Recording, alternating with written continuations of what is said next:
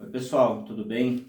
Hoje nós vamos falar da carta de Tiago. Eu fui inspirado pelo meu amigo Márcio e, fiquei pensando muito na carta de Tiago, li, reli um pouco, busquei algumas informações, então eu queria agradecer essa inspiração para hoje do Márcio, agradecer o grupo Café com a Verdade, esse grupo tem me ajudado muito na caminhada, tem aberto os nossos olhos, tem nos trazido questionamentos para que a gente possa estudar mais, para que a gente possa entender mais. Então, a carta de Tiago que escreveu a carta, a tradição ela é unânime em relação a que esse Tiago aí é irmão de Jesus, não é o discípulo. Talvez pela escrita, entre outras coisas, foi considerado assim, e eu acho bem razoável e certeiro a gente pensar assim, que esse Tiago era irmão de Jesus. E a fala dele era diferente, por exemplo, de Pedro. Pedro, ele usava um conteúdo de experiência com o ministério de Jesus. Por exemplo, Pedro fala muito de cura, de milagre, de libertação de pessoas possessas, entre situações assim que Pedro coloca nas suas cartas. Tiago já não usa esse tipo de mensagem, né? Por quê? Porque Tiago, ele não viveu o ministério em si de uma forma intensa. Tiago viveu a vida de Jesus até o ministério.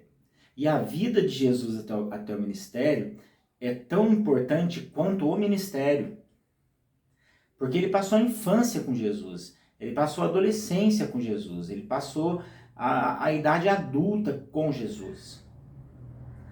E não é que Jesus, quando criança, ele sabia que era Deus e que ele ia ser morto na cruz. Não, Jesus, não creio assim. Jesus teve uma infância como qualquer outra criança.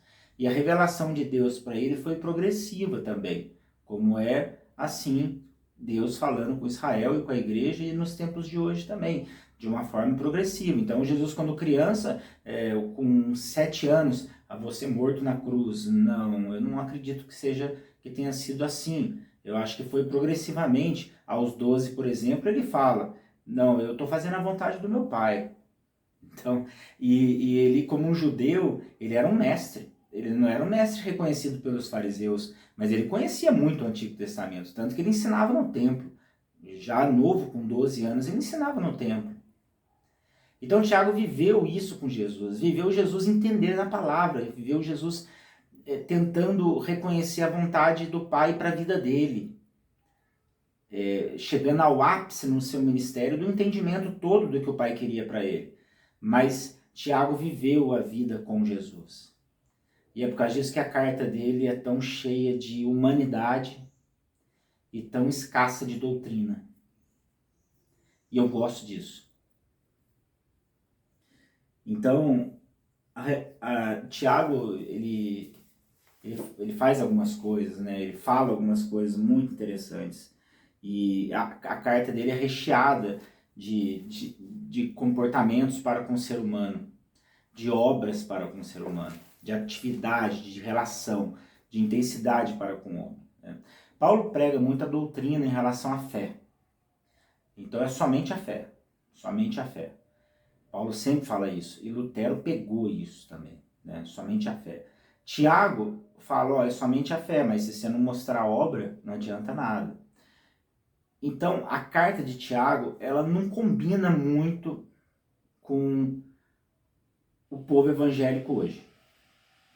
A carta de Tiago não combina muito com a nossa religião, a carta de Tiago não combina muito com pessoas ligadas à doutrina e pessoas que idolatram a Bíblia. A carta de Tiago não combina muito com isso. Lutero, para mim, é especial, porque Lutero, ele critica a própria Bíblia. Lutero, ele não exclui, mas ele não dá muita importância ao livro de Esther, não dá muita importância ao livro aos Hebreus. Lutero não dá muita importância ao Apocalipse. Tanto que Apocalipse, toda essa numeração que a gente faz de pré-tribulação, pós-tribulação, o Lutero fala que é tudo um símbolo, uma simbologia, mas que ele não crê dessa forma que os números são exatos. Então ele tem crítica, Lutero, ele olha para a Bíblia e ele sabe discernir, separar uma coisa da outra. E quando ele separa Tiago também, ele chama a carta de Tiago de uma espada de palha. Porque Lutero era focado em Paulo e Lutero era focado em um dos seus pilares, que era somente a fé. Somente a fé. Quem sou eu para criticar Lutero? Mas eu amo a carta de Tiago. Então eu não concordo com Lutero. Eu não concordo com Lutero. Porque Tiago traz essa mensagem de justificação pela fé, mas com obras. Como é que você vai mostrar sua fé? Porque hoje o povo consegue mostrar a fé. Tiago não nega a fé. Ele só diz que tem que vir acompanhado com a sua atitude, com o que você faz. Então você vai mostrar a sua fé como? Não, eu vou mostrar a minha fé estudando e pregando no púlpito. É assim que você mostra a sua fé. Tiago não fala nada disso na carta dele. Eu mostro minha fé indo no culto, levantando a minha mão, recebendo aquela bênção, o êxtase, me sentindo bem. Isso é um culto individual. Você não está fazendo nada de relacional. Nada de relação, zero de relação. E Tiago, ele critica muito isso. Eu separei algumas coisas para falar de Tiago aqui. Por exemplo, ele fala assim, ele tem uma mente espetacular para mim. Porque ele derruba uma vertente radical calvinista. Não que eu sou contra o calvinismo, mas a vertente radical eu sou contra. Ele derruba quando ele fala, acho que é no capítulo 1, que ninguém que tiver passado por lutas pode dizer, é Deus que tem me tentado. É Deus que está me tentando. O que ele está querendo dizer? Você está passando por alguma dificuldade, ou por luta, ou porque você causou isso, não coloca a culpa em Deus, não. Não coloca a culpa em Deus.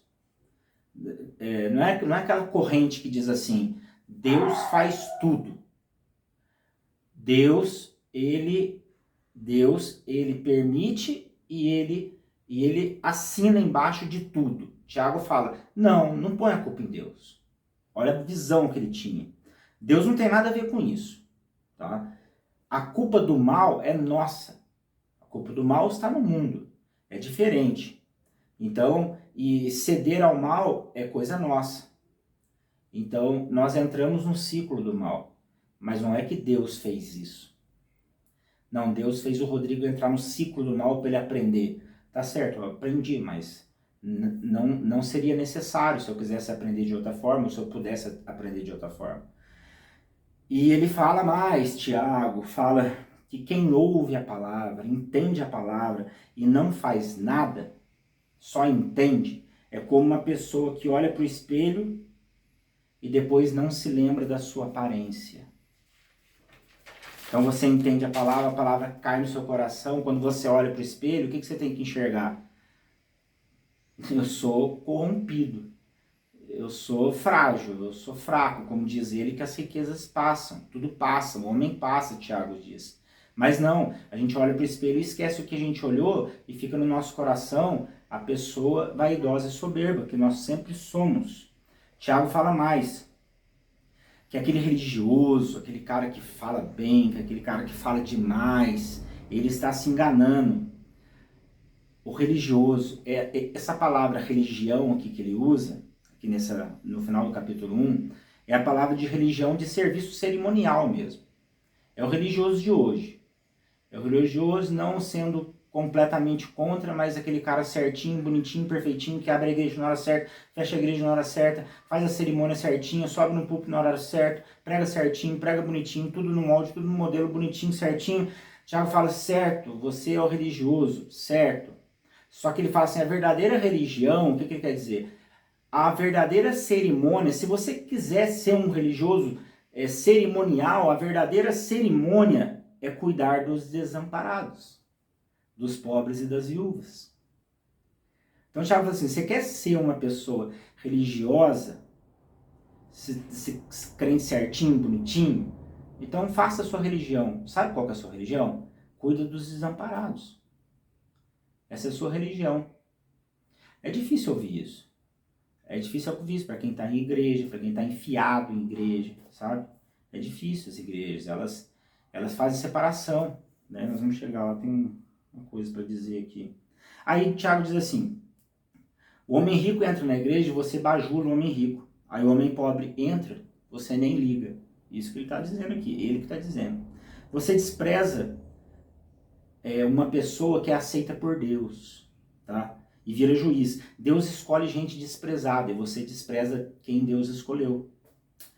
E fica bajulando as pessoas e aí você quebra um princípio do amor de Deus e um princípio da escolha de Deus para com as pessoas necessitadas.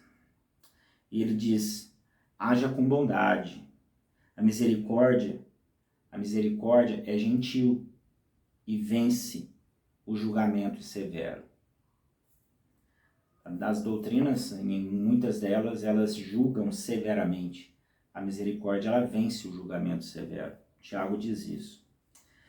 E Tiago fala, você só ouve a palavra e não pratica? Seu próximo está necessitado. Aí você diz assim, Deus te abençoe, irmão, vem cá, eu vou orar com você aqui para Deus te abençoar, para Deus te dar o alimento, para Deus abrir uma porta de emprego para você conseguir pagar a sua conta, para você não passar fome. Eu vou orar aqui com você. Aí você não faz nada, você só ora. Isso acontece muito. Isso acontece comigo muitas vezes. Isso não faz sentido. Como é que você vai mostrar a sua fé? Na oração? Não, porque eu sei orar. E quando eu oro, Deus abençoa. Eu sei disso, que Deus abençoa, mas você só vai fazer isso. É complicado. E aí, Tiago diz assim, aí o pessoal diz assim, isso é bom. Tem gente que cuida de obra e tem gente que cuida da fé. Isso aí é uma desculpa. E é uma desculpa que você pode usar a Bíblia. Tem gente que cuida de obra e tem gente que cuida da fé. Atos 6:1, você usa a Bíblia, tá? Diz assim, naqueles dias crescendo o número dos discípulos, naqueles dias em Atos, os judeus de fala grega, entre eles queixaram dos judeus de fala hebraica, porque as viúvas dos gregos estavam sendo esquecidas na distribuição diária de alimento. Por isso, os 12 reuniram todos os discípulos, e disseram, não é certo negligenciarmos o ministério da palavra de Deus a fim de servir à mesa. Os 12 falaram. Não é certo a gente ficar servindo à mesa. Escolha entre vocês homens de bom testemunho, cheios de Espírito Santo e sabedoria, e passaremos a ele essa tarefa. E nós nos dedicaremos à oração e ao ministério da palavra. Aí você, como líder, diz assim, não, o meu papel na igreja é o ministério da palavra. Porque o meu negócio é o púlpito, eu tenho que ter tempo para estudar a palavra, e meu negócio é a palavra, e eu tenho um pessoal na igreja que cuida das obras, do amor e dessas coisas. Aí vem Tiago e fala, isso não se separa, você não pode fazer essa separação. Você não pode separar assim. Você não pode ser da fé e o outro da obra. Por quê? Porque o resultado da fé é a obra. Quem tem fé tem obra. Tiago fala isso. Que não tem como você separar. Aí você somente ouve, você fala que tem fé. Aí ele diz assim, até os demônios fazem isso. Tiago é fogo. Eu amo a cara de Tiago. Então são pessoas que falam da lei, das leis e tratam os outros com parcialidade. Aí ele diz assim, quem é sábio? Quem é sábio demonstre seu procedimento mediante as obras. Isso é sabedoria. Demonstrar os seus procedimentos mediante as obras, diz Tiago aqui. Vocês que vivem de forma invejosa, vocês que vivem de forma individual, vocês que vivem somente a fé acabou, somente o espiritual, somente o culto individual, ele é muito duro com isso. Ele fala que esse tipo de sabedoria é uma sabedoria demoníaca, porque isola a pessoa, porque deixa a pessoa exclusiva, deixa a pessoa como um ser centralizador. O que ele fala da sabedoria do alto? O que é sabedoria do alto? Não é conhecimento que ele está querendo dizer, sabedoria do alto. Ele fala que a sabedoria do alto é pura, pacífica, amável, compreensiva, cheio de misericórdia, com bons frutos, imparcial e sincera. Ele liga a sabedoria não como somente você agir com discernimento. Ele liga a sabedoria a obras. Ele liga a sabedoria a um cidadão pacífico, a um cidadão amável. Ele fala que isso é sabedoria, que é você ser compreensivo, que é você ter misericórdia. Olha a sabedoria que ele fala que isso é sabedoria. Ele fala, aí ele entra no final da carta, ele entra em momentos assim que nós como crentes, que nós como pessoas que nós vamos até as igrejas, e até mesmo nós líderes, nós não demonstramos fraqueza. E ele fala o contrário, ele fala demonstra fraqueza. Por exemplo, se você tem problema com tentação, com o mal, lamente, chore. Ele fala exatamente isso.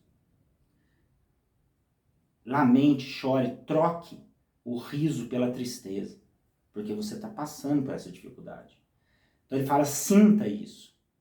Não usa máscara e fica sorrindo por aí. Não, você está passando por dificuldade, você está precisando de ajuda. Então demonstre isso. Seja assim. Ele fala contra o rico. Ele fala contra o rico, até eu não concordo muito com o que ele fala. Que ele fala, acho que no capítulo 1, que é para você, da mesma forma que você comemora com alguém pobre ou com alguém necessitado que recebe uma bênção, você comemore também com uma pessoa rica que perde algumas coisas, né? Bom, aí já é do Tiago. Mas ele fala que quando você vive luxuosamente, você vive somente os prazeres da vida, você está condenando e matando um justo, sem que ele ofereça resistência. Por quê? Porque você está pegando um pedaço da riqueza do mundo e você está pegando para si. E o justo necessitado, ele não está resistindo a isso. Ele não consegue resistir a isso. Ele não oferece nenhuma resistência a isso. É isso que ele fala. Então, ele fala de gente com sentimento, gente que sente, gente que percebe. Quando ele fala, se você sofre, você ora, se você tem alegria, você canta. Se você está doente, chama alguém para orar com você.